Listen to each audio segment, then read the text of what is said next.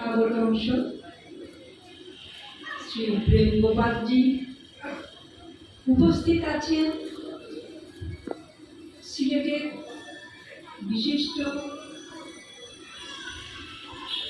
বৈষ্ণব ভক্তমণ্ডলী, উপস্থিত আছেন সিলেটের বিশিষ্ট বিজ্ঞ জ্ঞানী ব্যক্তিরা, উপস্থিত আছেন পরম ভক্তজনেরা এবং স্নেহময়ী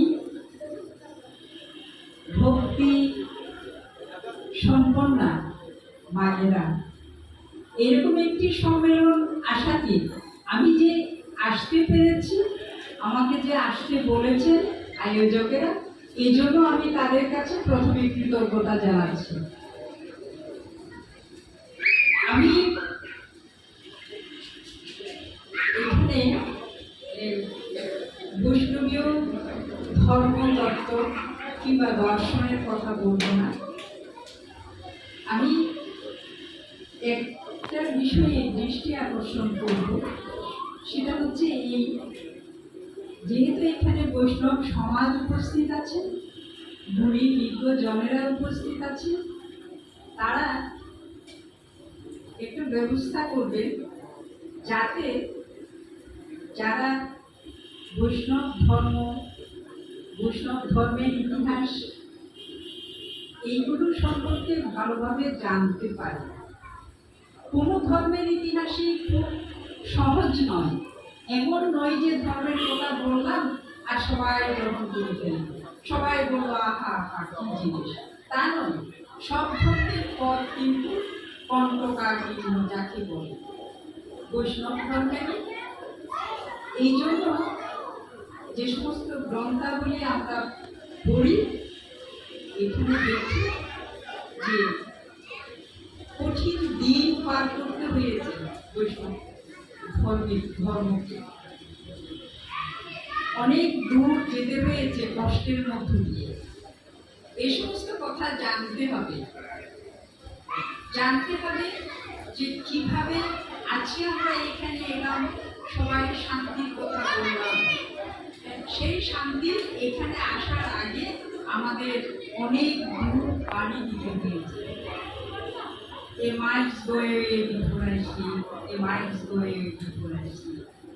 এই ভাবের এই জন্য যে সমস্ত গ্রন্থাবলী আছে, এগুলো যাতে সহজে সবাই পড়তে পারে, সহজে জানতে পারে, তার একটা ব্যবস্থা করা। আমি অনেকদিন ধরে এই বিষয়টা ভাবি। যেমন এস কে চ্যাটার্জির বই আছে বৈষ্ণব মুভমেন্ট ইন বেঙ্গল, অনেক বড় গ্রন্থ, এবং এটা সবার জন্য সহজ বোধ্য নয়, সহজ পাঠ্য নয়। আবার যদি শশীভূষণ দাশগুপ্তের বইগুলো দেখি, অবসকিউর রিলিজিয়াস কাল্ট কিংবা the Vaishnavism in Bengal after Shri Chaitanya, এইসব বইও সহজে বোঝার মতো, সহজে জানার মতো। আমি আজকে সবিনয়ী এখানে সমাগত পণ্ডিত যারা আছেন তাদের কাছে, এবং আমার পরম শ্রদ্ধেয় বৈষ্ণব যারা আছেন বাবাজিরা, এবং আছেন আমাদের প্রেম গোপালজি বাবাজি, আপনারা সবাই মিলে আমাদের জন্য একটা সহজ বিষয় দেবেন, যাতে আমরা আমাদের যে কঠিন পথ পার হয়ে এলাম তার কথা সবিস্তারে জানতে পারি।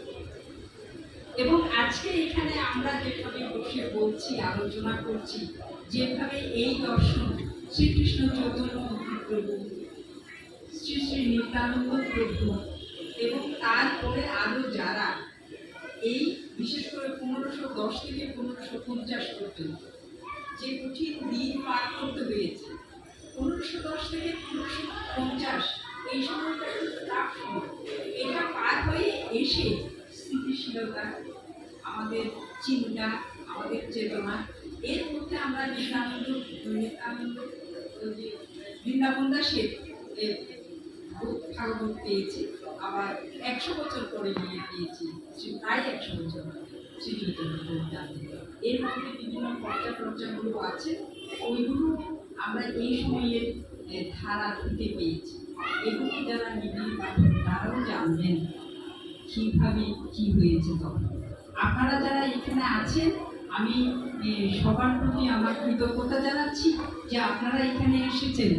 এখানে এসেছেন প্রেম গোপালজি এসেছেন, তিনি যে কথা বলবেন, তিনি যে বৈষ্ণবীয় পথের কথা বলবেন, এগুলো শুনতে আমি খুব আশান্বিত হয়েছি।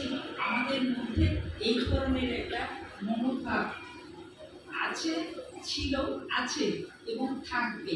আমাদের যে জেনারেশন এখানে দেখছি ইয়াংদের, তারা এটাকে ধরে রাখবে এবং আমাদের আশা, আনন্দ, আমাদের সমস্ত চিন্তা চেতনাকে তারা আলোকিত করে রাখবে।